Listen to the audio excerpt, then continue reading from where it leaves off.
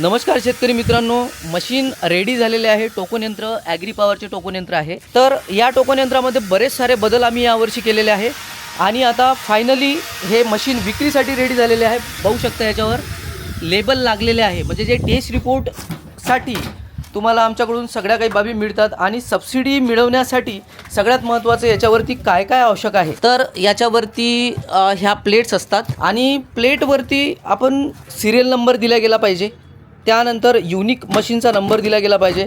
Taste रिपोर्टची validity ह्या सगळ्या गोष्टी असतात आणि ह्या जे प्लेट्स आहे हे प्लेट्स अनिवार्य आहे मशीनवर.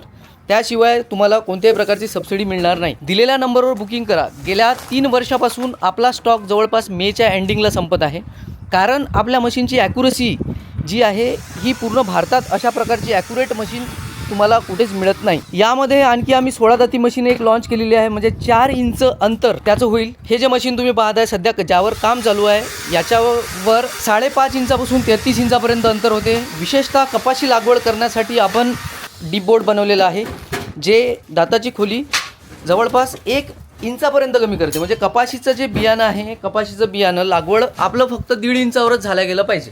1.5 इंचाच्या खाली कपाशीचं बियाणं लागवड करू नये असे सचिन सर सांगतात. तर ह्या मशीन पूर्ण आत्ता रेडी होत आहे. ह्या आमच्या एका गोडाऊनचा चित्र तुम्ही पाहत आहे.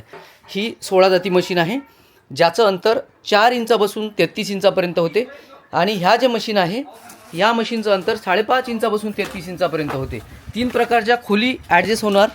त्यानंतर अंतरं, विविध प्रकारचे अंतरं आपण याचे बनवू शकतो. तर दिलेल्या नंबरवर लगेच फोन करा आणि बुकिंग करा. कारण तुम्हाला जर का वेळ गमावला तर मागच्या वर्षीचे काही शेतकरी आहे ज्यांना ॲग्री पॉवरच्या मशीन मिळाल्या नाही, तर त्यामुळे तुम्ही ह्यावर्षी तरी मिस करू नका आणि मशीन दिलेल्या नंबरवर तुम्ही लवकरात लवकर बुक करा. मेच्या एंडिंगपर्यंत स्टॉक राहण्याची शक्यता आहे आणि स्टॉक दरवर्षी संपत असते. हे फक्त मार्केटिंग म्हणून मी सांगत नाही संपते म्हणून, तर ॲक्च्युली आपल्या बाकी शेतकऱ्यांनासुद्धा माहिती आहे की आपला स्टॉक संपतेच.